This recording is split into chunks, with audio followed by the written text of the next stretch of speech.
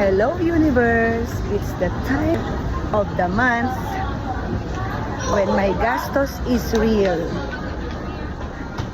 Mag-a-adulting na naman tayo. At ang ibig sabihin nun ay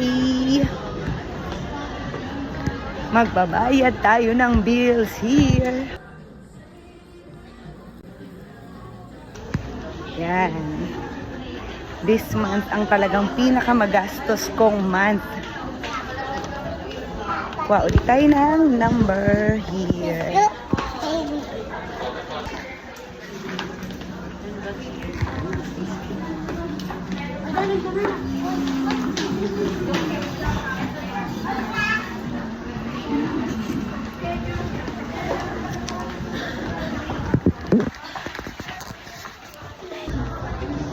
Ayan, nagawa ko na ang pagiging adult for today.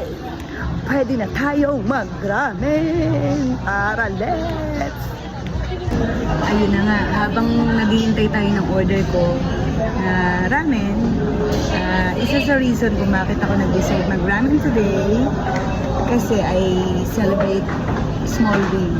Ano ba yung small win ko? This week, Tuesday and Wednesday, may sinat ako. At saka hilong-hilo talaga ako. Biruin mo yun, sumuko yung sinat sa akin. Hindi niya ako napatumba.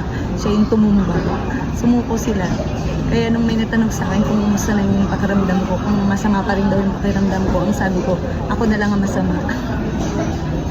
Wait tayo ng ating ramen. Pero gutom na ako ha.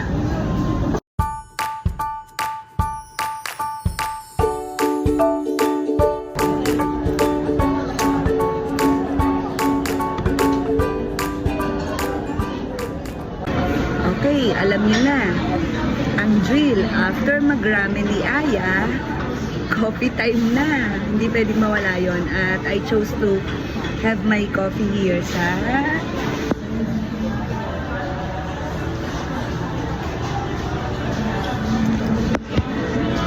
Kenny Rogers. Let's wait for our order. Alam niyo, parang napaso ako sa ramen kanina. Masakit yung hard palate ko. Dahil napaso ako, gusto ko ulit mabaso ng kape. Ay, nako. Tara, kape.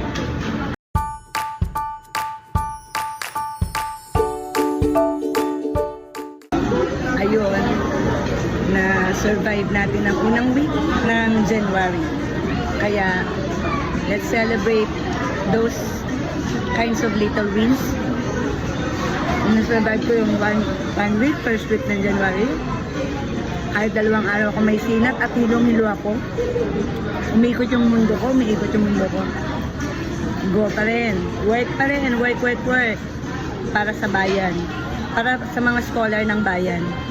Charot.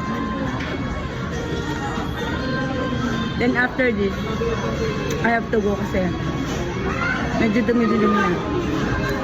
Alam mo na, pag matanda na, hindi na dapat nagpapagabi sa kalsada.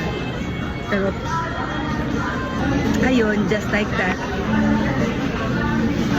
May muffins pa. Uwian tayo na. Bye!